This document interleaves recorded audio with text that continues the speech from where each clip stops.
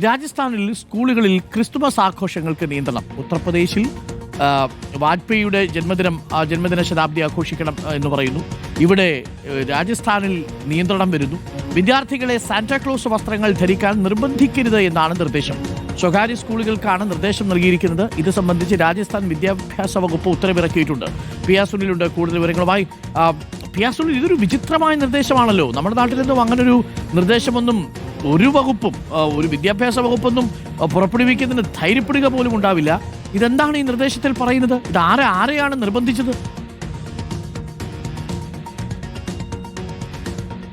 അരുൺ, തീർച്ചയായും ഇത് അസാധാരണമായ നടപടി തന്നെയാണ്. ക്രിസ്മസ് ആഘോഷങ്ങൾക്കൊപ്പം ക്രിസ്മസ് ആഘോഷങ്ങൾക്കെതിരെയുള്ള അതിക്രമങ്ങൾ കൂടി ഈ കാലത്ത് റിപ്പോർട്ട് ചെയ്യേണ്ടി വരികയാണ്.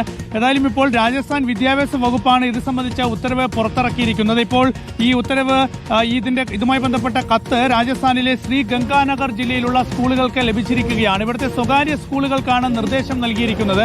ഈ നിർദ്ദേശത്തിൽ പറയുന്നത് ക്രിസ്മസ് ആഘോഷത്തിന്റെ ഭാഗമായി വിദ്യാർത്ഥികളെ സാന്താക്ലോസിന്റെ വസ്ത്രങ്ങൾ ധരിക്കാൻ നിർബന്ധിക്കരുത്, അവരോട് ആവശ്യപ്പെടരുത് എന്നൊക്കെയാണ്.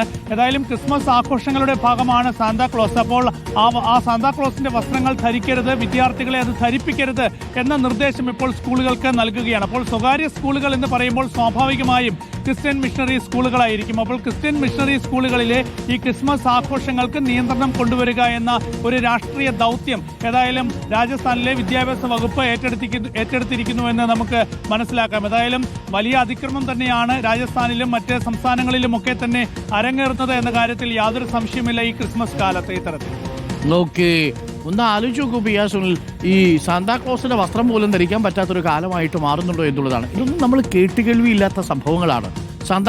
ഈ സാന്താക്ലോസും ക്രിസ്മസും തമ്മിൽ എന്താ ബന്ധം? സാന്താക്ലോസിനെ കുറിച്ച് പറയുന്നത് പോപ്പുലർ ഫിക്ഷനിലൊക്കെ ഉണ്ട്. 4-ാം നൂറ്റാണ്ടിൽ തുർക്കിയിൽ ജീവിച്ചിരുന്ന ഒരു ബിഷപ്പിനെ കുറിച്ചാണ് നമ്മൾ അധികവും കേട്ടിട്ടുള്ളത്. നിക്കോളാസ് എന്നായിരുന്നു അദ്ദേഹത്തിന്റെ പേര്. അപ്പോൾ ഈ നിക്കോളാസ് ആണ് പിന്നീട് സാന്റ ആയിട്ട് വരുന്നതും പാപ്പയായിട്ട് വരുന്നതും. പാവപ്പെട്ട പിള്ളേർക്ക്, പാവപ്പെട്ട കുടുംബത്തിന് അവരറിയാതെ അവർക്ക് സമ്മാനങ്ങൾ കൊടുത്തിരുന്നയാളാണ്. അവരുടെ കണ്ണീരൊപ്പാൻ അവർ പോലും അറിയാതെ, ലോകത്തെ അറിയിക്കാതെ സന്തോഷം നൽകിയിരുന്നയാളാണ്. അദ്ദേഹത്തിൻ്റെ വസ്ത്രം ധരിച്ചു വരാൻ പറ്റില്ല എന്നൊക്കെ ഉത്തരവിറക്കണമെന്നുണ്ടെങ്കിലും അപാരമായിട്ടുള്ള വർഗീയത ഉണ്ടാവണം കേട്ടോ. എന്നാലേ ഇതൊക്കെ സാധ്യമാവുള്ളൂ. അല്ലെങ്കിൽ ഇങ്ങനൊരു ഉത്തരവ് എങ്ങനെയാണ് വരിക എന്നുള്ളതാണ്.